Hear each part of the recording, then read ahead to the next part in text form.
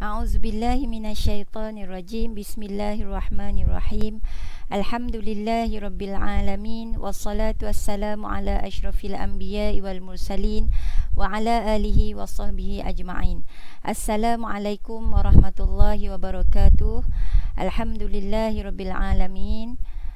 Bersyukur kita kehadrat Allah Subhanahu wa taala kerana sekali lagi dengan keizinan Allah Subhanahu wa taala kita dapat bertemu dalam sesi ataupun siri kuliah fiqh ibadat kita, dan pada kali ini kita akan mengikuti kuliah ketujuh untuk topik fiqh ibadat umrah. Okey, pada kuliah sebelum ini kamu telah diterangkan tentang fiqh berkaitan dengan haji, dan pada kali ini saya akan meneruskan topik fiqh ibadat umrah kepada para peserta dan pelajar sekalian. Okey, pada kali ini kita akan tumpukan kepada ibadat umrah. Okey, sebagaimana yang kita semua sedia maklum, haji dan umrah ini adalah dua ibadat yang mungkin saling berkait antara satu sama lain lah. Cumanya bagi haji, ibadat haji ini adalah satu kefarduan yang mana wajib kepada umat Islam sekiranya mereka telah cukup syarat, dan mereka cukup syarat dari segi kemampuan harta dan juga kemampuan kesihatan, sihat tubuh badan, mereka wajib menunaikan ibadah haji. Okey. Dan ibadah umrah juga kita akan tengok seterusnya apakah perkara-perkara yang penting yang perlu diketahui berkenaan dengan ibadat umrah. Kita pergi kepada pengertian umrah.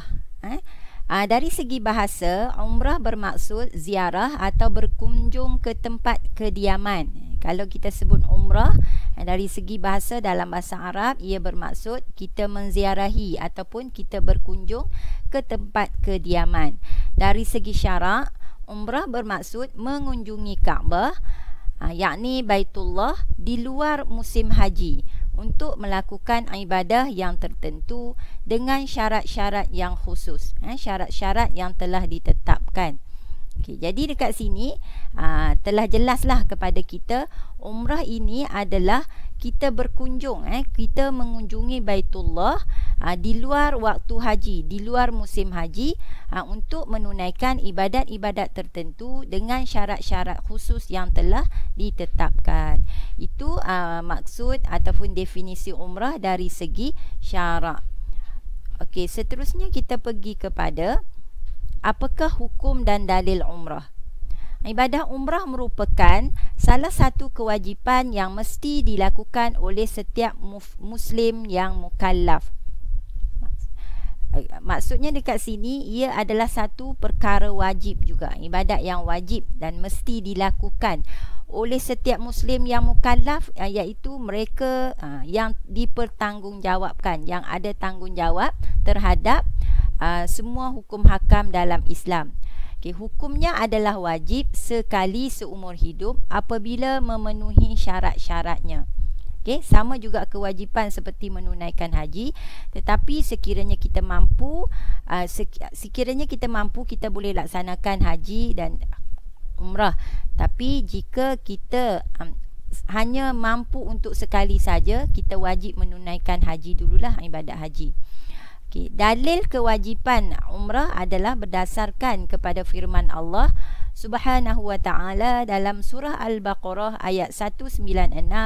A'udzu billahi minasyaitonir rajim wa atimmul hajja wal umrata lillah, yang bermaksud dan sempurnakanlah haji dan sempurnakanlah ibadah haji dan umrah kerana Allah. Jadi berdasarkan surah Al-Baqarah ini, ayat 196 surah Al-Baqarah, para ulama telah bersepakat bahawa ibadah umrah juga adalah satu ibadah yang wajib, adalah satu kewajipan kepada umat Islam yang mukallaf yang cukup syarat-syaratnya. Okey, seterusnya kita pergi kepada kelebihan menunaikan umrah. Apakah kelebihan atau kebaikan yang akan diperolehi oleh individu yang menunaikan umrah?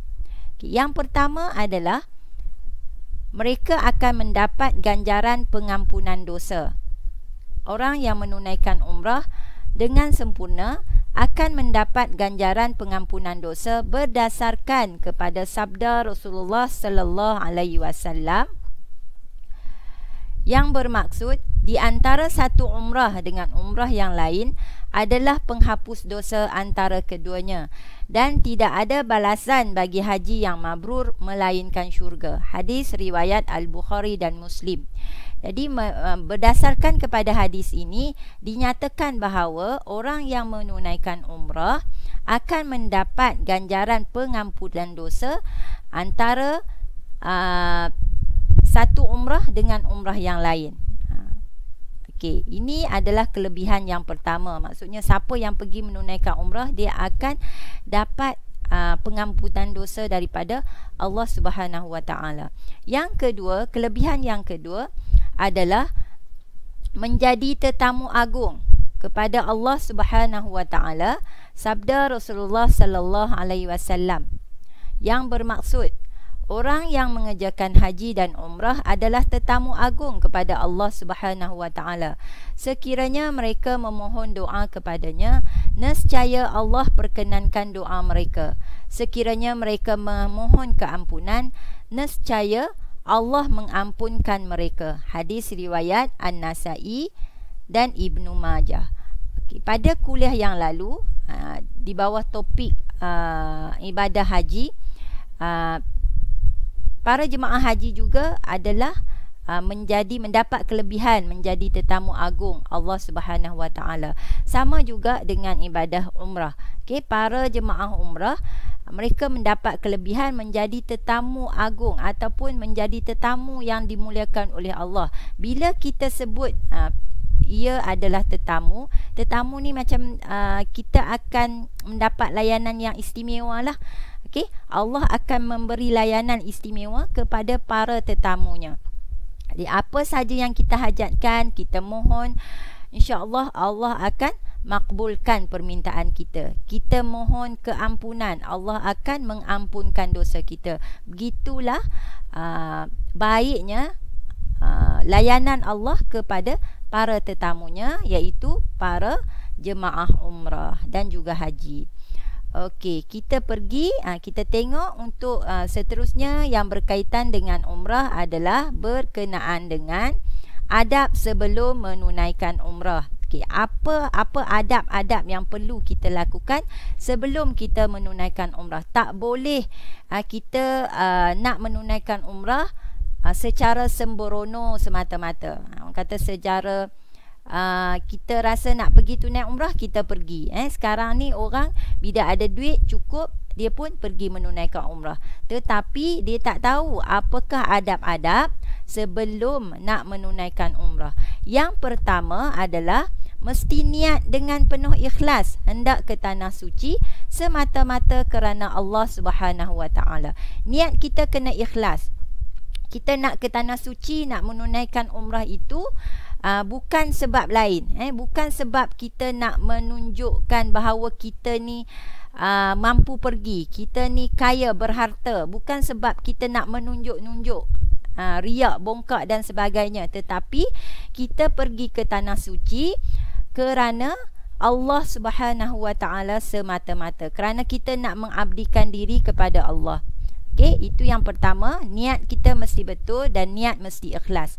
Yang kedua adalah belajar. Kita mesti mempelajari cara pelaksanaan umrah dengan sempurna.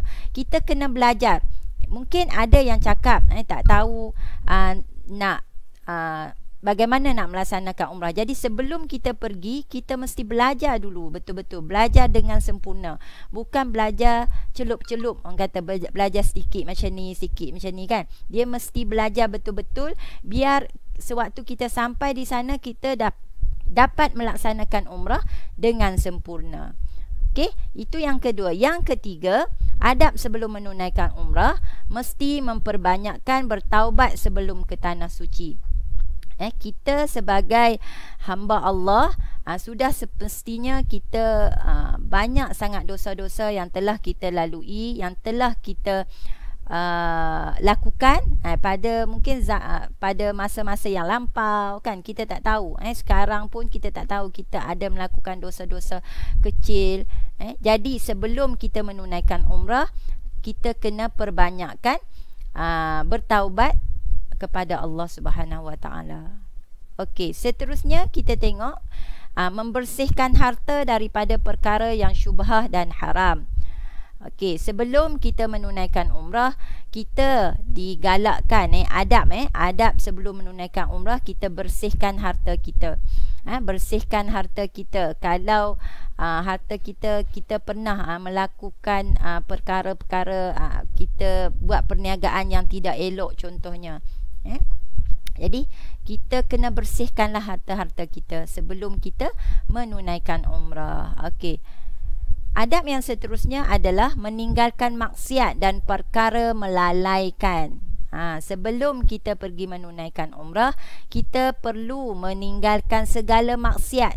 Maksiat ni apa? Bukan maksiat berzina ataupun buat perkara-perkara membunuh yang memang jelas berdosa besar, kan.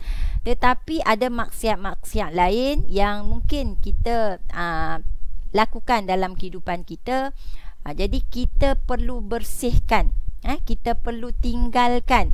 Mungkin sebelum ini kita suka menonton video-video lucah contohnya, ataupun mungkin kita selalu buat perkara yang melalaikan. Jadi sebelum kita menunaikan umrah, kita perlu meninggalkan perkara-perkara tersebut. Okey. Seterusnya, perbanyakkan istighfar dan mohon keredaan daripada Allah Subhanahu Wa Taala. Istighfar ni kita mohon keampunan lah, memohon keampunan daripada Allah, bersolat taubat, kita sentiasa beristighfar, berzikir. Okey, sebelum kita menunaikan umrah, kena mohon keredaan daripada Allah. Banyak-banyak berdoa kepada Allah dan mohon keampunan daripada Allah. Dan adab seterusnya, sebelum menunaikan umrah, mohon maaf dan mohon keredaan daripada orang di sekeliling kita. Kena kita sebagai manusia, kita memang banyak kesalahan. Sama ada kesalahan kepada ahli keluarga kita, ibu bapa kita, kawan-kawan, guru-guru. Jadi sebelum kita menunaikan umrah, kita kena mohon maaf daripada semua orang, supaya kita pergi ke sana tiada lagi kesalahan-kesalahan yang kita lakukan dengan kawan-kawan kita yang belum dimaafkan, dengan ahli keluarga kita dan seumpamanya. Okey, jadi itu adab sebelum menunaikan umrah. Seterusnya, berpesan, kalau kita ada anak-anak, berpesan kepada anak-anak dan kaum keluarga agar sentiasa bertakwa kepada Allah. Bukan sahaja kita nak membersihkan diri kita, menjauhkan diri kita daripada maksiat, tetapi ahli keluarga kita, orang-orang terdekat kita juga, kita sentiasa berpesan agar sentiasa bertakwa, agar sentiasa melakukan kebaikan. Adab yang seterusnya adalah menyelesaikan segala hak Allah dan hak manusia yang tertanggung ke atasnya. Apa hak Allah ini? Mungkin kita, hak Allah ini mungkin dari segi ibadat-ibadat kita yang pernah kita lalai, yang pernah kita tinggalkan. Itu hak Allah. Okey, hak manusia, hutang-hutang ataupun nafkah dan sebagainya, yang perlu kita selesaikan. Okey. Menyelesaikan, memilih kawan yang soleh dan amanah sebagai teman. Nak pergi menunaikan umrah, kalau pergi dengan kawan, kita pilihlah kawan-kawan yang soleh. Okey. Dan yang akhir sekali adalah menunaikan solat sunat musafir sebelum berangkat ke tanah suci. Okey. Ini semua adalah adab-adab sebelum kita menunaikan umrah. Okey, seterusnya kita tengok apakah adab ketika kita berada di tanah suci ataupun semasa kita menunaikan umrah. Yang pertama adalah kita mesti berakhlak mulia. Kita mesti berakhlak mulia ketika berada di tanah suci. Jangan kita berakhlak yang tidak baik. Sikap kita, buang sikap-sikap yang tidak baik yang ada dalam diri kita sebelum ini. Sebab tu kita kena praktikkan. Sejak sebelum pergi ke tanah suci, kita kena mohon banyak-banyak pada Allah, kena praktikkan dalam kehidupan kita supaya sikap ataupun akhlak-akhlak yang tidak baik yang mungkin ada dalam diri kita sebelum ini dapat kita hapuskan ketika berada di tanah suci dan hinggalah seterusnya. Okey, yang kedua adalah menyedari dirinya sedang menjadi tetamu agung kepada Allah. Yang ni sama juga, saya bagi contoh, umpama kita menjadi tetamu di rumah orang kan. Jadi kita kena sedar bahawa kita adalah tetamu. Kita tak bolehlah melakukan apa-apa perkara yang boleh mengganggu tuan rumah ataupun perkara-perkara yang tidak manis lah. Kita sebagai tetamu, kita kena jaga hak kita sebagai tetamu ataupun kita kena jaga adab kita sebagai tetamu. Begitu juga adab kita sebagai tetamu Allah. Lagilah besar yang kita perlu jaga. Okey, seterusnya adalah menyedari perjalanan umrah adalah perjalanan ibadah, bukannya makan angin. Kita pergi nak menunaikan ibadah, bukan kita nak pergi makan angin. Makan angin ni maksudnya fokus kita hanya nak pergi shopping, hanya pergi nak bergambar sana sini, bukan fokus kepada ibadah.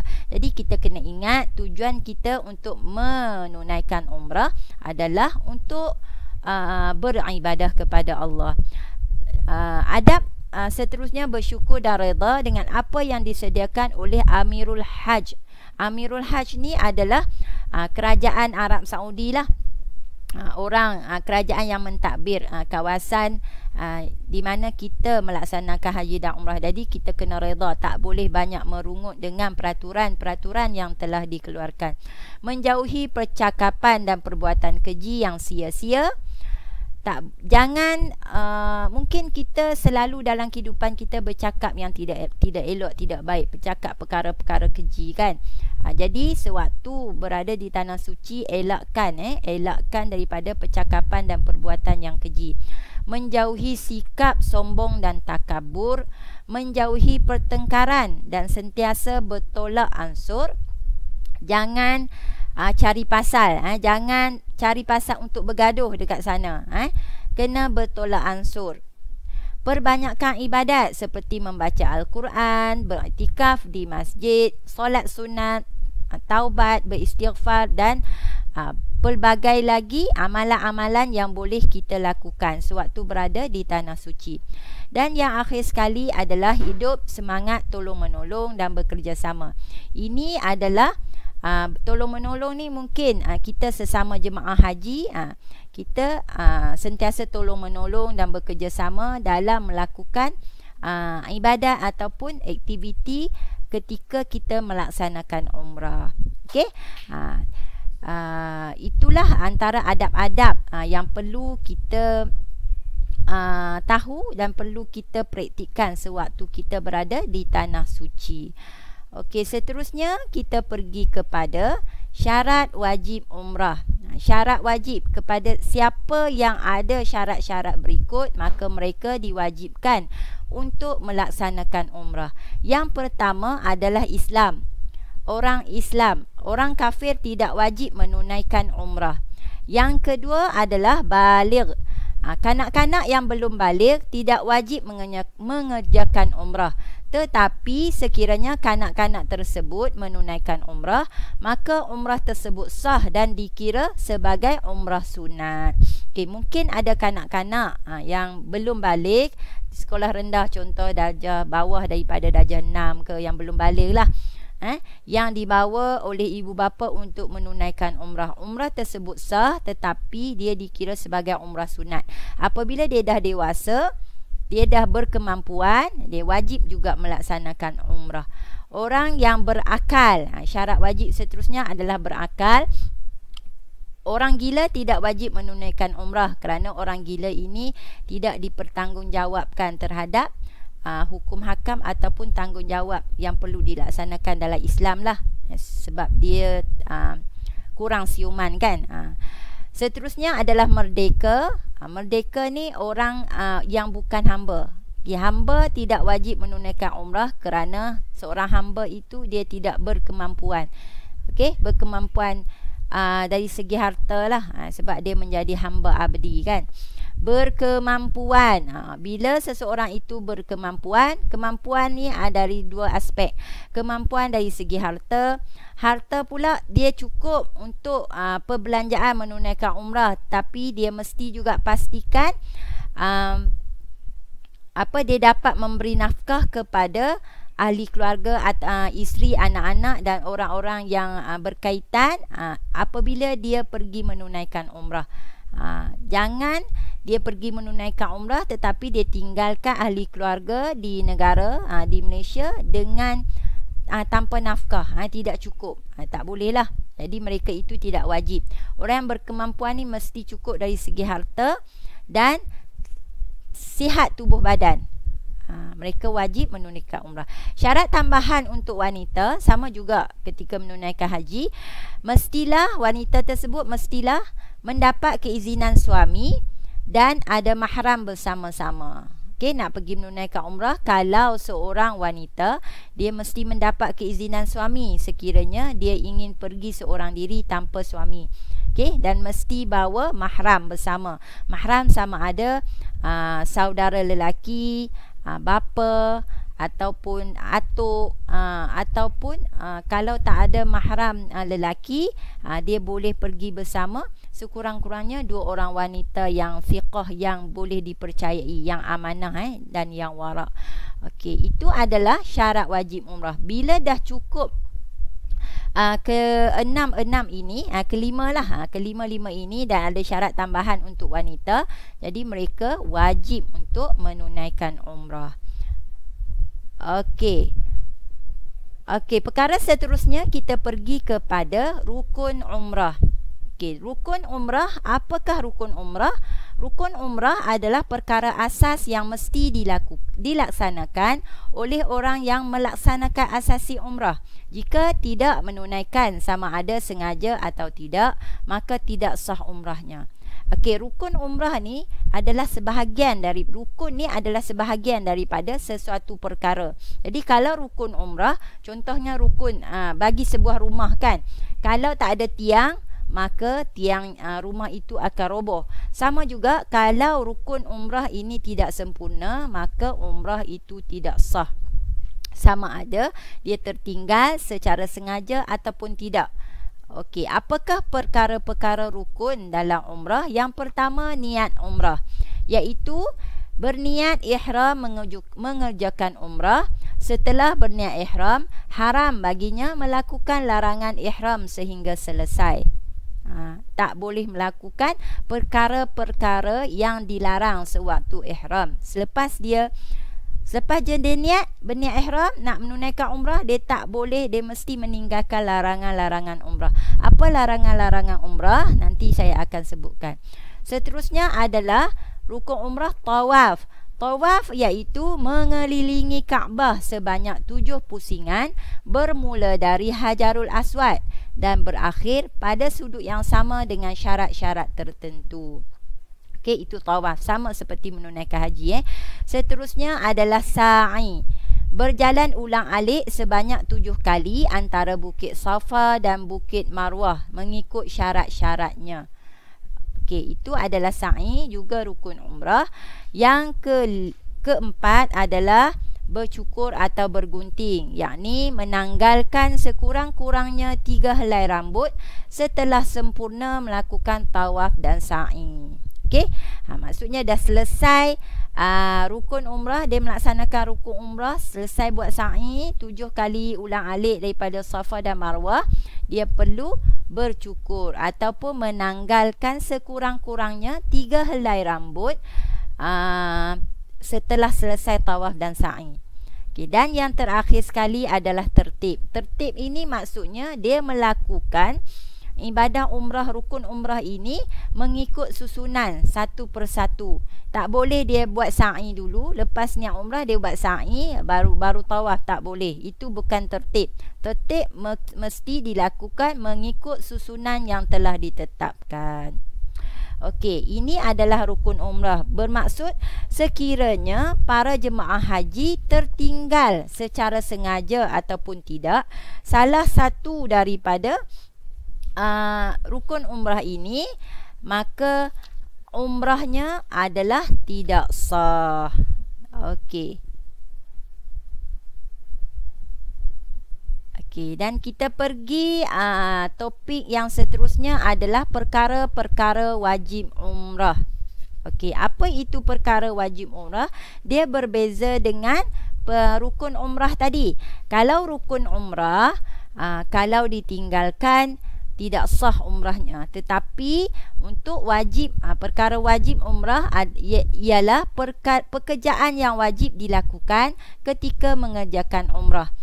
Jika tidak dilakukan, umrah tetap sah, tetapi dikenakan dam atau denda dengan syarat tertentu. Dia juga berdosa jika meninggalkannya dengan sengaja. Okey, untuk wajib umrah ini, perkara wajib umrah ini, jemaah haji sekiranya tertinggal perkara wajib umrah, dia perlu membayar dam untuk menyempurnakan ibadah umrahnya. Dan kalau dia dengan sengaja dia tinggalkan, dia berdosa. Tetapi dam tetap kena bayar untuk sempurnakan umrahnya. Okey, ada dua perkara sahaja. Perkara wajib umrah. Yang pertama, berniat ihram di miqat. Miqat ni adalah tempat ataupun ketentuan tempat dan masa untuk berniat ihram umrah. Okey. Niat ihram umrah ni kalau jemaah umrah atau sama juga jemaah haji, apabila sampai masa dan juga tempat tertentu yang telah ditetapkan, mereka perlu berniat ihram umrah. Miqat terbahagi kepada dua, iaitu miqat zamani dan miqat makani. Okey, miqat makani, miqat zamani dan miqat makani. Ada sedikit kesalahan dekat sini miqat zamani dan miqat makani. Miqat zamani umrah ialah sepanjang masa bagi seseorang untuk berniat ihram umrah selain daripada masa ia sedang berihram haji. Maksudnya sepanjang masa dia boleh menunaikan umrah, boleh berniat ihram umrah sepanjang masa, tak ada kecuali ketika dia berihram haji, tak bolehlah niat ihram umrah. Okey, miqat makani pula, makani adalah tempat miqat makani umrah ialah ketentuan tempat untuk seseorang berniat ihram umrah. Jadi maksudnya apabila tiba kesempadan tertentu, jemaah umrah wajib berniat, boleh melaksanakan niat ihram lah, niat ihram. Okey, kita pergi kepada perkara kedua wajib umrah, iaitu meninggalkan larangan-larangan ihram. Bila dia berniat umrah, dia wajib meninggalkan larangan ihram. Perkara-perkara yang dilarang sewaktu berihram. Okey, secara umumnya terbahagi kepada 5 kategori, iaitu yang pertama pakaian. Pakaian sama juga, saya dah terangkan sewaktu kuliah haji bagaimana pakaian ihram bagi jemaah lelaki dan juga bagi jemaah wanita. Jadi bagi jemaah lelaki dilarang untuk memakai pakaian yang berjahit ataupun bercantum, yang bersarung seperti seluar, baju kemeja sewaktu dia berniat ihram, sewaktu dia berihram.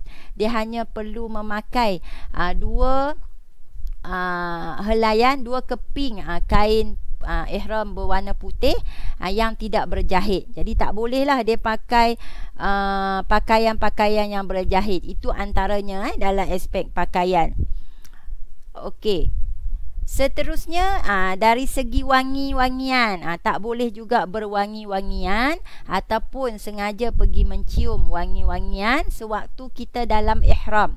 tak boleh, dilarang. Jadi kalau jemaah melaksanakan perkara-perkara ini, mereka perlu membayar dam. Okey. Seterusnya dari segi kecantikan. Kecantikan ni tak boleh bercantik-cantik sangat sewaktu melakukan umrah. Tak boleh kita nak potong bulu, potong rambut. Tak boleh sewaktu kita dalam ihram. Tak boleh menanggalkan rambut dan bulu secara sengaja, tidak sengaja atau terlupa. Sengaja, tidak sengaja atau terlupa. Jadi kena jaga betul-betul lah. Kalau mandi tu terutamanya kalau yang wanita, kena jaga jangan rambut kita tertanggal. Banyak tertanggal. Kalau kita buat ataupun berlaku perkara ini sama ada sengaja ataupun tidak, kita akan dikenakan denda. Tak boleh memotong kuku. Ini antara larangan-larangan lah sewaktu kita berihram. Alam sekitar. Kategori alam sekitar, tak boleh kita nak patahkan dahan kayu, pokok, nak tebang pokok dan sebagainya sewaktu kita dalam ihram. Apa lagi, kita nak mencederakan binatang, haiwan yang ada, tak boleh juga, dilarang. Dan yang akhir sekali adalah dilarang untuk mengadakan hubungan kelamin.